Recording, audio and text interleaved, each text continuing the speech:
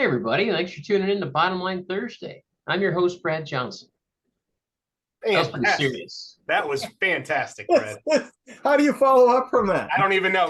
Well, good to see you guys. Thanks. It wasn't that good, but you guys are too kind. But all right. Hi, Brad. It's good to talk with you again. You too. Hey, I'm out of content, so I'm really hoping you have an idea to talk about today. Yes. We actually have one that just came through at the end of 2022. The President Biden signed the 2023 CAA with all of the spending bills, but we have a piece of that in place that's going to help with telemedicine and health savings account eligibility.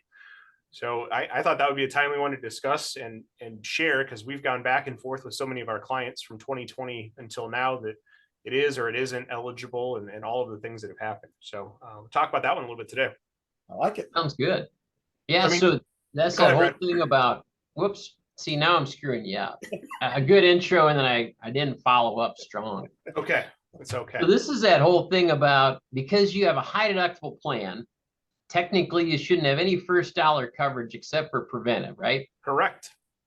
Yet with COVID, telemedicine was get the word out as quick as you can, because their doctor's offices are filling up faster than we can keep up with. So make that, it's okay to make that free for a while to the member. So that got extended. Yes, I mean, it was, March of 2020 or April when that hit, and it went through the end of 2021. I'm sorry, end of 20. It got pulled away and then brought back retro last year in 2021. So it's been a challenge, especially for our self-funded clients that have said, hey, employees, let's use zero cost telemed or virtual visits. Oh, but yet now it's not, and now it is. Not every fully insured carrier moved forward with that, and not every employer moved forward with zero cost, but it was nice to see finally that get built into a spending bill and allow for at least 2023 plan years to allow HSA eligibility and $0 telemedicine. Yeah, that's awesome. And I know, we just keep talking about that as our preferred method for first experience. And here's what you should look at as an employee when you think you need to see a doctor. And it was confusing to have it on and off. So is it through the entire year, Chris, or is it only for a period of time? As of now, and we're still waiting on some guidance to find out what happens with the non-calendar year plans and how those gaps exist. But right now, this is starting as of 2023, January 1st, those plan years are good to go. And I know we'll have more updates to come, because that just came through on the 29th of December. Interesting. Yeah, good stuff. And I believe that's the spending bill that is there a chance that our new House will defund it? So that's potential. It got signed into effect by the president, but we'll have to see what things happen to actually fund everything that was in the bill too. Right.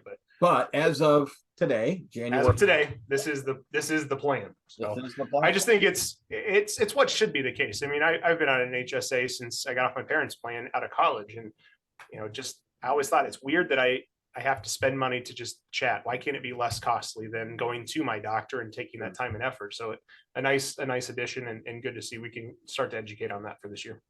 It'll be interesting to see if this is kind of the first future legislation that memorializes that forever. Yeah. Yes. Once you get used to something, as we know in all forms of government, it's really hard to take that back. Absolutely. I think this is in the right direction. And, we talked a couple times ago about how what used to be quote unquote preventive has changed too. So yes. I know, like heart medication for people that have, cholesterol or high blood pressure can now run the colonoscopy age. I mean, lots of things have adjusted. And so much of this comes back to, it isn't care related, it's tax code related. When you start thinking through it, and that, I don't think those two things have meshed up well, but maybe this again is the start of it. Yeah, that's good stuff. Well, hopefully we helped you out, Brad, with a little CB squared bottom line. So I appreciate that. I'm going to lean on you for content next time. I just kind of like sitting back and having you feed me the info. Happy to do so. Love it. Thanks again, Brad. Good to see you. Yes, thank you. All right. See you later.